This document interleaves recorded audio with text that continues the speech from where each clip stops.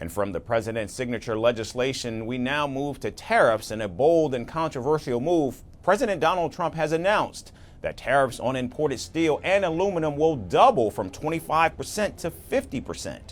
Speaking at a rally just outside Pittsburgh, Pennsylvania last week, the commander-in-chief said the new tariffs aim to further protect American steel workers and secure the future of the U.S. steel industry. President Trump further added that the higher tariffs will also apply to aluminum products and are set to take effect starting today. We are going to be imposing a 25% increase. We're going to bring it from 25% to 50%, the tariffs on steel into the United States of America, which will even further secure the steel industry in the United States. Nobody's going to get around that. So we're bringing it up from 25%. We're doubling it to 50%. Now, the announcement triggered strong reactions from around the world. In fact, Canada's Chamber of Commerce slammed the decision as antithetical to North American economic security. The United Steelworkers Union in Canada called it a direct attack on Canadian workers.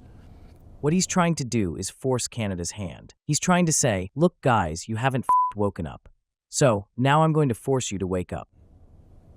The European Commission also criticized the tariffs and warned of potential retaliation. This decision adds further uncertainty to the global economy and increases costs for consumers and businesses on both sides of the Atlantic. The tariff increase also undermines ongoing efforts to reach a negotiated solution. Australia also condemned the tariffs. Trade Minister Don Farrell called the move quote-unquote unjustified and not the act of a friend.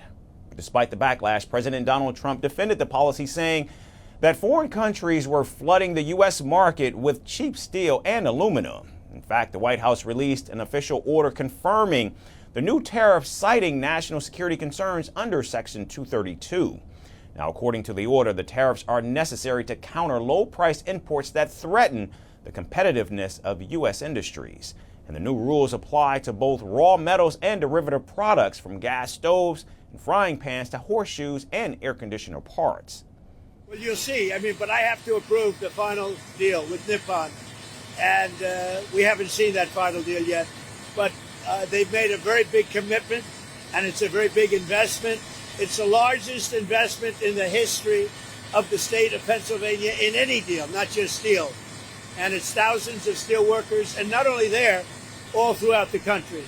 Now, while defending the hike, the president also took a shot at China. And just hours before the announcement, he accused China of breaking a deal to roll back trade restrictions on critical minerals. He later praised Chinese President Xi Jinping, but admitted he was a tough negotiator. He said, "I like President Xi of China, always have and always will," Trump posted on his Truth Social website. "But he's very tough and extremely hard to make a deal with," he added. With trade talks stalling and more tariffs possibly on the horizon, the global economy is bracing for impact. And the halt on even higher tariffs announced in April is set to expire in early July, and if no agreements are reached by then, things could get even more intense. And as the steel tariffs harden and tempers rise, the next strike in the trade war may come from where it's least expected.